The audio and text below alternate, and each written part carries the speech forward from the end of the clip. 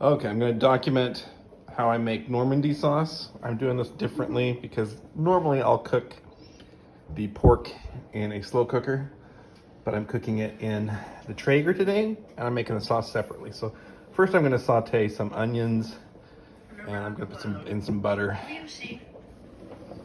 in this one. All right, so I just sauteed the onions just until they're kind of translucent and just soft. Definitely don't want them roasted.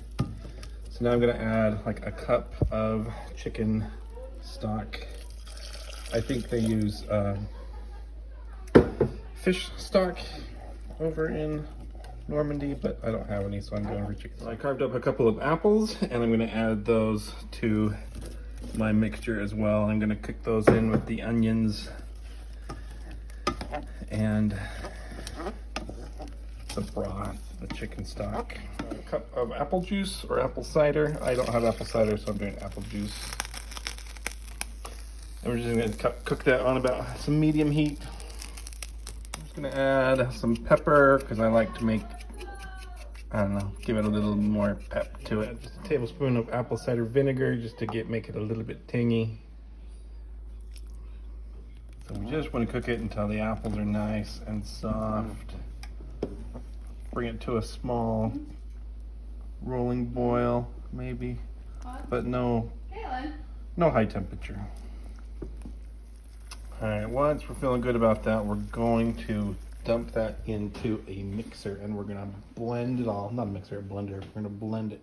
All right, now I've got my lovely mixture in the blender, and it's really hot. You can probably see the steam coming out of there. So we're gonna blend it while it's still pretty hot.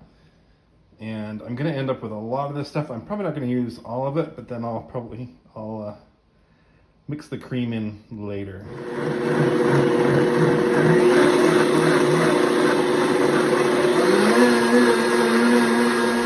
Differently is I like to make a roux just to kind of thicken up the sauce just a little bit.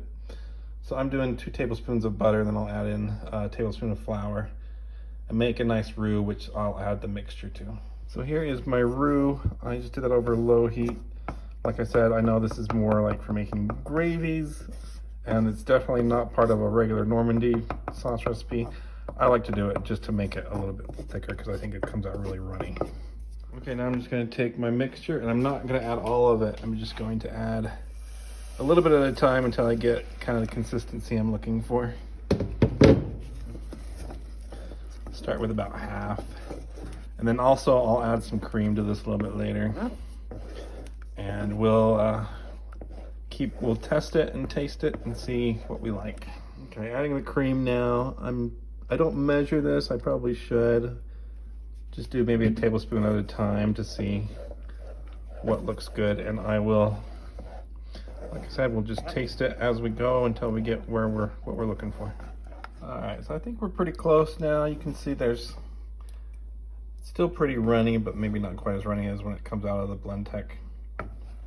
And I still have plenty left over in the Blendtec that I'm not going to use, but I don't want to ruin what I've got right now, so we'll go with this. Just have a look at our pork, and that is looking pretty good right there.